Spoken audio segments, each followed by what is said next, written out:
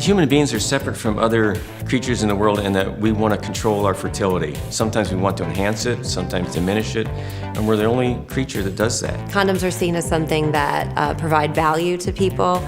They help them prevent infections, they help them prevent pregnancy, they help them to plan their families. The history of the condom is very complicated.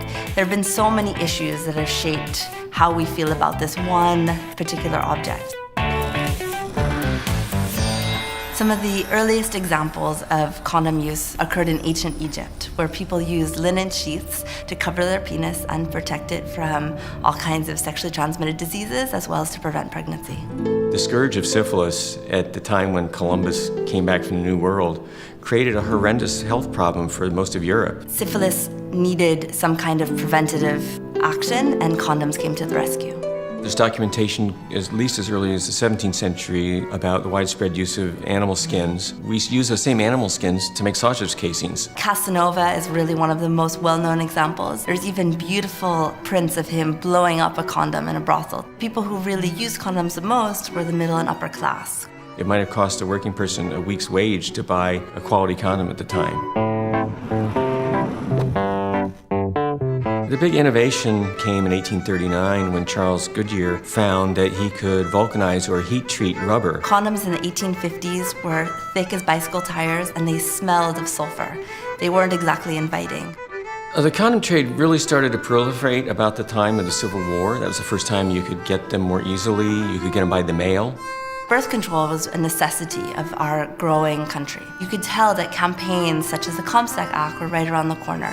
Comstock was able to get past a piece of federal legislation in 1873 which effectively criminalized contraception. Condoms were forced underground. You couldn't get them in the same way that you had before. After Comstock, because people weren't able to use condoms, the rate of STDs skyrocketed.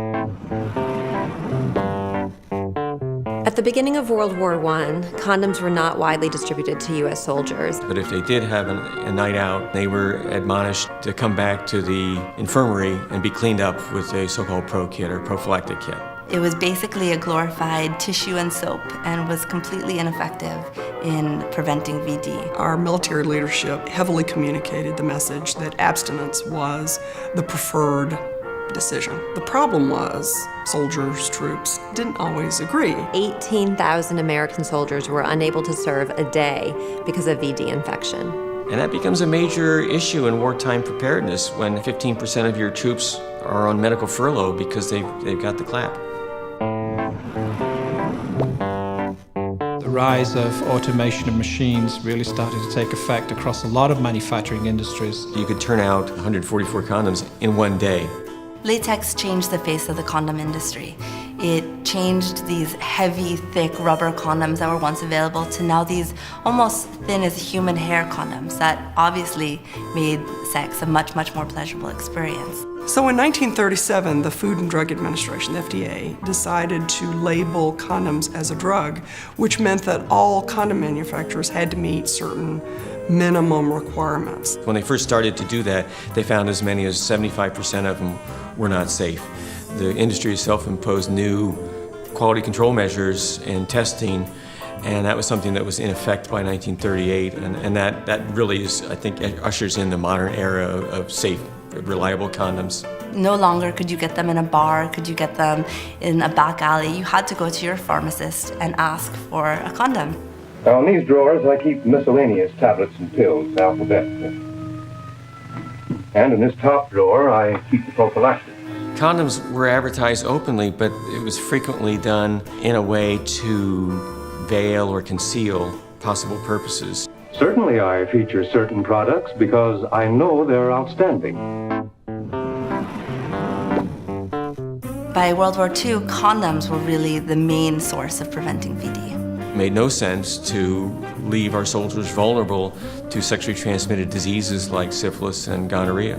The posters and the films that U.S. Army men were shown really displayed warnings about women. These women are clearly seen in kind of a vampish way. Condoms were widely promoted to U.S. soldiers, and this really helped to legitimize the condom because it helped protect individuals from infection. It was also a matter of national patriotism to use that condom to stay in good fighting shape. After World War II, thousands of troops are coming home, and they're coming home with an experience of having accepted condoms. By the mid-1950s, we were thinking of Ozzie and Harriet and these idyllic American lives. And it was idyllic partly because probably close to 50% of American couples were using condoms. They became more commonly a part of couples' sexual lives. They were used widely for preventing pregnancy. The sexual revolution of the 1960s and 70s meant that a lot of people were having sex with people they didn't necessarily know very well. It changed the need for sexual protection. This meant that the condom took center stage in American culture, particularly for younger people. In the early 80s, we, as a nation, found out that we had a new public health problem, HIV/AIDS. We saw a dramatic increase in the number of condoms that were being sold. Condoms became what could be the difference between life and death. AIDS isn't just a gay disease, it's everybody's disease, and everybody who gets it dies. The Surgeon General says proper use of condoms can reduce your risk, so you'd be crazy not to use them. With the surging demand for condom in the late 80s, there was a real rise in the amount of TV and radio advertising around these products. The threat of sexually transmitted diseases is a piercing reality. But there is a simple and dependable way to protect yourself. Trojan. Greetings, smooching citizens. What are you doing here? My horse loves the view, and I'm here with America's most trusted condoms. The public health response to HIV and AIDS has meant that condoms are more widely available than ever before. We see rapid innovation in the condom industry in things like materials, in things like shapes, in things like texturing, packaging, and lubrication systems. Condoms were once a one-size-fit-all kind of object, but now they come in various shapes, sizes, colors. When somebody goes to the condom aisle of the drugstore, they're faced with a number of choices to sort of tweak sex in any way that they want to tweak it.